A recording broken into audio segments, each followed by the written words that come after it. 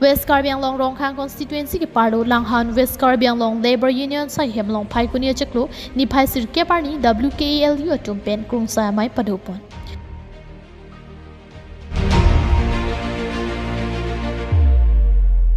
Manap Krungsai ke mangpon Karbi Anglong ardo Labour kedo anatum ahoka chakong pachini nangji pupen West Karbi Anglong Labour Union amhang pathek pon. Bangso amahang pathek pon det pen ningkan phi Assam Sarkar pen ke hok alu long pon. Bangso ke hok alu along long pon det pen puthot district committee branch committee la pen area committee atum pen chingki chethana jai mek pado pon le.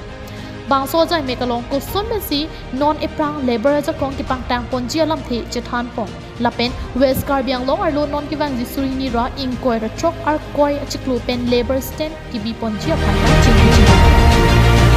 Bangso labor stand bi pon det lote Karbi Anglong arlo company atum an sai ke claim aphan labor nangji pulot tangte West Karbi Anglong Labour Union atum aphan kabir taji aphan pachini pon. West Karbi Anglong pen ne tumla central committee pen si pini deng pon lo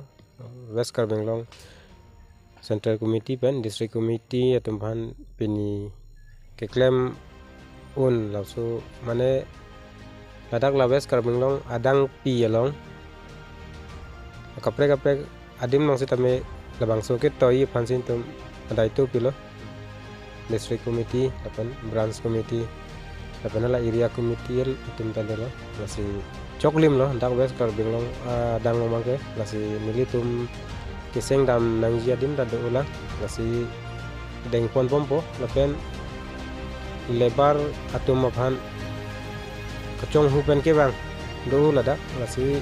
la West Karbi Anglong aphan si pini pathek pon lo lasi industry long sitame la pen company long sitame la dak kachong da men pen ke bang atum phan bang ke alang litum phan si pini dai to pilo Jai Megalong, WKALU President Manap Krungsai, General Secretary Dipanjali Amsi, Vice President Borson Crow, Organizing Secretary Pinky Batorpi, District Committee President Bill Bolterang, Hamren Branch Committee, Dongkamukam Branch Committee Lapen Area Committee atum chetongdun,